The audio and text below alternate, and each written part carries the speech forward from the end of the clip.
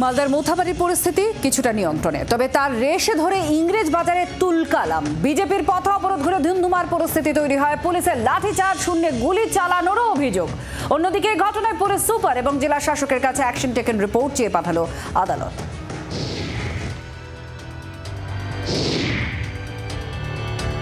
বৃহস্পতিবার দুপক্ষের সংঘর্ষে তুমুল উত্তেজনা ছড়ায়। ভাঙচুর সংঘর্ষে রণক্ষেত্রের চেহারা নেয় গোটা এলাকা। পুলিশ গুলি ফায়ার করছে।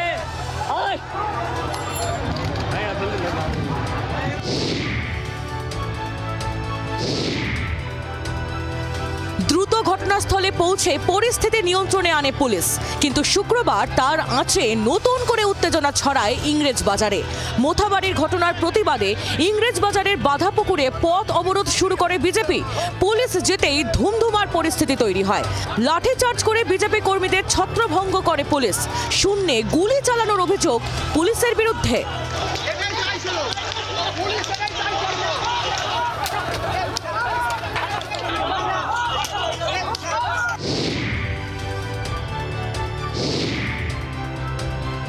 মোথাবাড়ি কাণ্ডের জল গড়িয়েছে আদালতেও। একটি জনস্বার্থ মামলার প্রেক্ষিতে বিচারপতি সৌমেন সেনের ডিভিশন বেঞ্চের নির্দেশ, মালদার জেলা শাসক এবং পুলিশ সুপারকে অ্যাকশন টেকেন রিপোর্ট জমা দিতে হবে বুধবারের মধ্যে। রাজ্যকে ফেসবুক লাইভ ভিডিও ফুটেজ খতিয়ে দেখতে হবে। পাশাপাশি আদালতের পর্যবেক্ষণ। ঘটনার স্পর্শকাতরতা দেখে মনে হয় রাজ্যের দায়িত্ব নিরাপত্তা সুনিশ্চিত করা। এই মুহূর্তে কেন্দ্রের ভূমিকা আছে বলে মনে হয় না। আমরা সবাই চাই শান্তি। রাজ্য সেটা দিতে ব্যর্থ হলে তখন দেখা যাবে।